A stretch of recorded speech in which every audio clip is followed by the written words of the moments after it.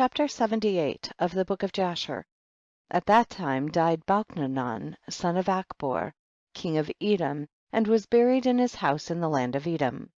And after his death the children of Esau sent to the land of Edom, and took from there a man who was in Edom, whose name was Hadad, and they made him king over them in the place of Balchanan their king. And Hadad reigned over the children of Edom 48 years.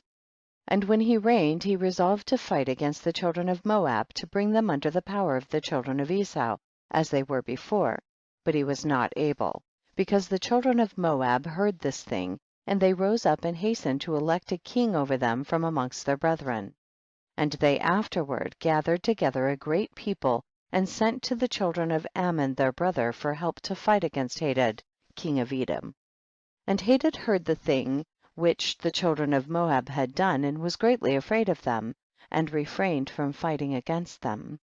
In those days Moses the son of Amram in Midian took Zipporah the daughter of Reuel the Midianite for a wife. And Zipporah walked in the ways of the daughters of Jacob. She was nothing short of the righteousness of Sarah, Rebekah, Rachel, and Leah. And Zipporah conceived and bare a son, and he called his name Gershom, for he said, I was a stranger in a foreign land. But he circumcised not his foreskin, at the command of Reuel his father-in-law. And she conceived again and bare a son, but circumcised his foreskin, and called his name Eliezer, for Moses said, because the God of my fathers was my help, and delivered me from the sword of Pharaoh.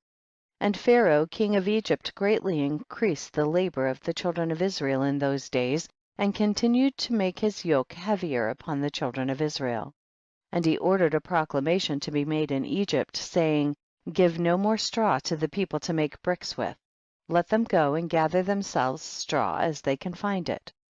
Also the tale of bricks which they shall make let them give each day, and diminish nothing from them, for they are idle in their work. And the children of Israel heard this, and they mourned and sighed, and they cried unto the Lord on account of the bitterness of their souls. And the Lord heard the cries of the children of Israel, and saw the oppression with which the Egyptians oppressed them.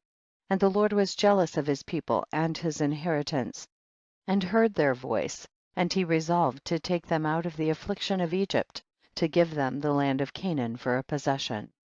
End of chapter 78.